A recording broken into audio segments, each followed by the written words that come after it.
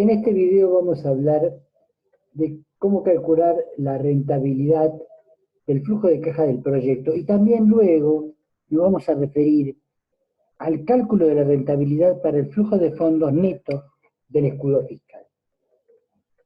Como ya hemos mencionado, el flujo de caja del proyecto trata de medir la rentabilidad del proyecto independientemente de cómo éste se financia. Es decir, que toma en cuenta que todos los activos que se ponen a producir para obtener determinada rentabilidad son financiados con recursos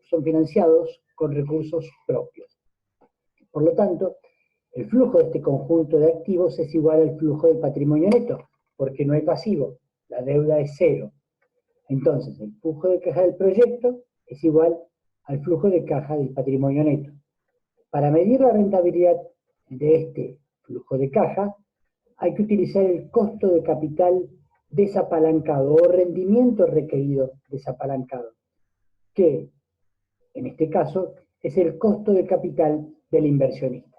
Entonces, para descontar el flujo de caja del proyecto, hay que estimar el costo de capital, insisto, rentabilidad requerida, desapalancada, sin deuda, que es la tasa de retorno que se obtendría por inversiones de similar riesgo, es decir, que se obtendría en el mercado de capitales por inversiones en acciones, activos financieros de renta variable, de riesgo similar al del proyecto que estamos.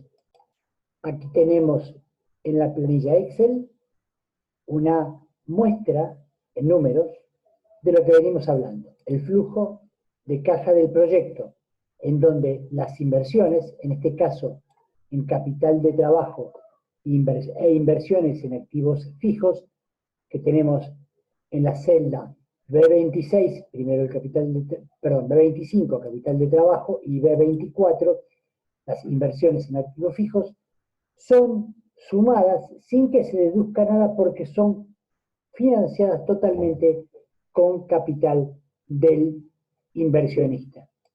De nuevo, aquí obtenemos en la fila 25, luego del periodo cero, otros aumentos en el capital de trabajo que en este caso se suponen necesarios para incrementar el nivel de producción. Pero siempre, insistimos, considerando que todo el proyecto, todas las inversiones del proyecto son financiadas con capital propio. Luego, calculamos la TIR, como ya lo hemos hecho, sobre el flujo de fondos del proyecto, y el BAN también sobre el flujo de fondos del proyecto, que habíamos supuesto, y como se mostró en clase, que el costo de capital desapalancado era del 11,33%. Por lo tanto, el BAM se calcula a ese valor. Por lo tanto, aquí lo que obtenemos son los indicadores del flujo de fondos del proyecto, es decir, sin importar cómo se va a financiar después este proyecto. Se asume que todo es financiado con capital propio.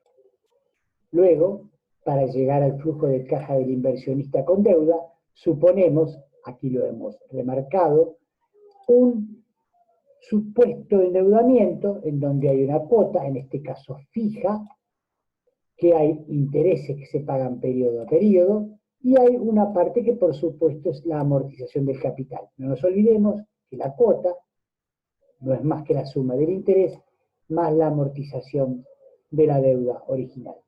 En este caso, se tomó un crédito a 8 años.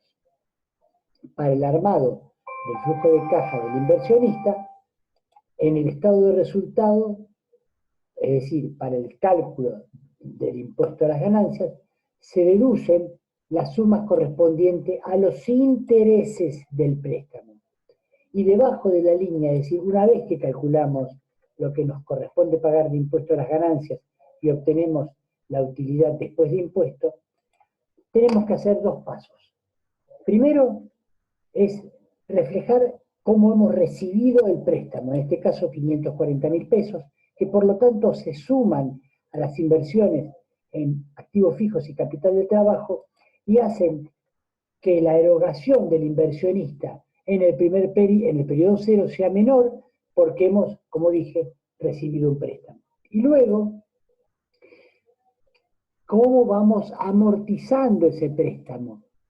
Reitero, la parte que corresponde a la amortización del capital, porque los intereses ya han sido puestos, como vemos en la fila 52, para ser deducidos en el pago del impuesto a las ganancias. Entonces, aquí lo que obtenemos es el flujo de fondos del inversionista cuando éste financia la inversión con deuda. Finalmente, vamos a ver cómo partimos del flujo de caja del proyecto para llegar al flujo de fondos neto del escudo fiscal. El escudo fiscal no es otra cosa que la multiplicación de lo que pagamos en concepto de intereses por el préstamo por la alícuota del impuesto a las ganancias que corresponda. En este caso, 54.000 por 17% en el primer periodo, 49.278 por 17% en el segundo periodo, 44.084 por 17% en el tercer periodo y así sucesivamente. A este ahorro que nos genera el pagar intereses, y este se denomina ahorro porque es un importe menor que vamos a pagar en concepto de impuesto a las ganancias, producto que tenemos un mayor gasto debido a los intereses que tenemos que pagar.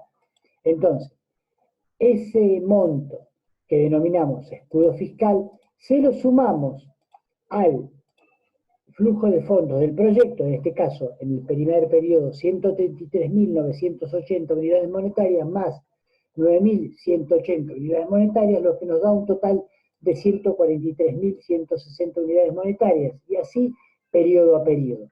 Una vez que obtenemos este flujo de fondos neto del escudo fiscal, también corresponde descontarlo a la tasa de descuento desapalancada o costo de capital del inversionista, que como habíamos dicho es el 11,33%, y en este caso nos da un BAN de 223.077. Es decir, el flujo de fondos neto del escudo fiscal es la manera más sencilla de incorporar el financiamiento y poder calcular la rentabilidad del proyecto. ¿Por qué es la más sencilla? Primero, porque es fácil su cálculo.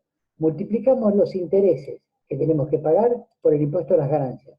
Al monto obtenido de esa multiplicación se lo sumamos al flujo de fondos del proyecto. Y para obtener el valor actual neto utilizamos la misma tasa de descuento que cuando descontamos los flujos de fondos del proyecto, y por lo tanto este cálculo es mucho más sencillo y nos permite trabajar con una sola tasa de descuento.